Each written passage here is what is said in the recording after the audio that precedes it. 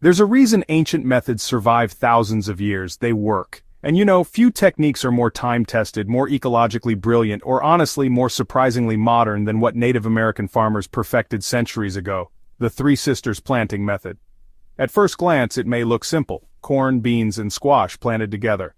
But beneath the surface, it's a living system, a cooperative alliance between three plants that support, feed, and protect one another in ways today's gardeners are only starting to fully appreciate. If you've ever struggled with poor soil, relentless weeds, or the constant watering needs of your garden, what you're about to learn could change everything. Because the Three Sisters isn't just a way to grow food, it's a self-sustaining micro-ecosystem that suppresses weeds, conserves moisture, boosts soil fertility, and grows nutrient-dense food with fewer inputs. It does all this without synthetic fertilizers, without constant maintenance, and without the fragile dependency modern gardens have on individual plant rows. And the best part? You can set it up in a raised bed, a large container, or even right in your backyard soil, no matter your experience level. Let's explore exactly how this ancient American system works, why it still outperforms many modern techniques, and how you can make it thrive in your own garden. How the Three Sisters work together. In this method, corn acts as the tall, sturdy backbone. It grows upright and provides a natural pole for climbing beans to wrap around. Beans, in turn, are nitrogen fixers, meaning they take nitrogen from the air and convert it into a form the soil can use. This benefits all the plants growing nearby, including the corn, which is a heavy nitrogen feeder. Then comes the squash. With its broad vining leaves, squash covers the soil like a living mulch. It shades the ground, keeps it cool, reduces evaporation, and suppresses weed growth. Each plant serves a purpose, and none of them competes against the others. Instead, they create a supportive triangle where growth is shared, problems are minimized, and the soil is actually improved as the season goes on. It's the kind of holistic balance that modern monoculture planting systems just can't replicate. Why this method still wins over modern gardening. Modern agriculture and even many backyard gardens tend to isolate plants. Rows of corn in one area, beans in another, squash in its own section. This looks organized, but it creates dependency. Each plant has to fend for itself against pests, drought, poor soil, and competition from weeds. That means more watering, more fertilizing, and more interventions just to keep the plants alive. The Three Sisters method flips that on its head. It embraces interdependence. Beans feed the soil, corn supports the beans, squash protects them both. Together, they create a system that needs less from the gardener. It's not only more productive, it's smarter. You'll also find that this system maximizes space. In a small plot, you're getting vertical growth from corn and beans, while squash spreads across the surface. This layering turns one small area into a highly efficient, three-dimensional garden bed that makes the most of every inch.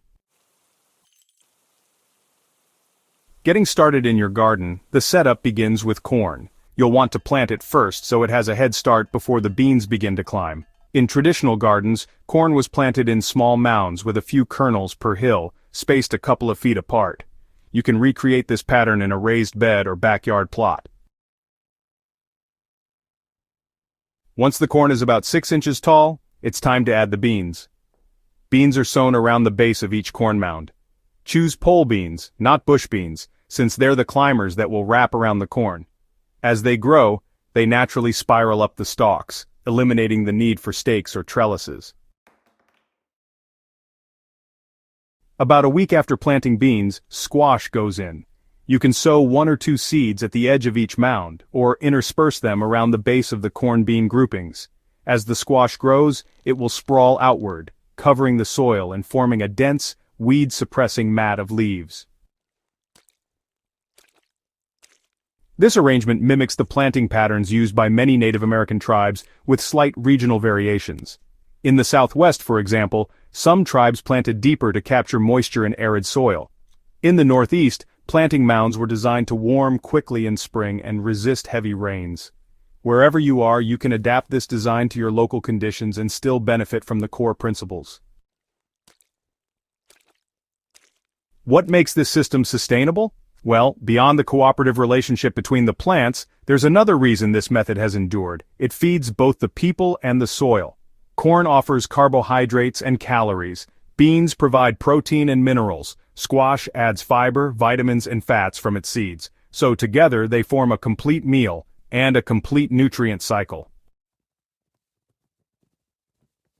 Because beans fix nitrogen, they naturally improve soil fertility. Squash vines act as a living mulch, reducing erosion and water loss. Corn, often accused of being a greedy feeder, becomes part of a regenerative loop when grown in this context. After harvest, leftover stalks and vines can be composted or left in place to rot, further adding organic matter to the soil. This system also supports microbial life. The mix of root structures, shallow squash roots, deep corn taproots, and nitrogen-fixing nodules from beans, supports a wider range of soil organisms than a single crop ever could. Over time, this diversity builds resilience into the soil, making it less prone to disease and more responsive to moisture. Here are some tips to avoid common mistakes. While this method is, pretty forgiving, making a few adjustments can really help ensure your success. Don't overcrowd the mounds. Each grouping of corn, beans, and squash needs enough space to breathe and spread out. If you plant too many together, you might run into humidity and shading issues. Also, make sure your corn variety is sturdy enough to support climbing beans. Some modern hybrids are just too flimsy and can snap under the weight. If possible, go for traditional or heirloom corn varieties. And remember, timing is everything. If beans are planted too early, they'll outpace the corn and just sprawl on the ground. And if squash goes in too late, weeds might get established before the vines can cover the soil. Why does it belong in every garden today? Well, in a world where gardeners are constantly seeking smarter, more regenerative ways to grow food, the Three Sisters method really offers a proven blueprint. It solves modern problems with ancient wisdom, eliminating the need for synthetic inputs, improving soil health, conserving water, and producing nutrient-rich food, all from one unified system. More than that, it's honestly a lesson in ecological design. By observing how nature supports itself through relationships, we can build gardens that are more resilient, more productive, and, far more fulfilling to tend. So whether you're working with a backyard plot, a raised bed, or even a large container garden, give this method a try. It's not just about growing 3 crops, it's about growing a smarter way to garden. And if this kind of knowledge excites you, if you're ready to dig deeper into soil health, ancient methods, and regenerative gardening techniques, make sure you hit that subscribe button and share this video with a fellow gardener. Hydrohaven is your home for timeless techniques and modern solutions that bring your soil and your garden back to life.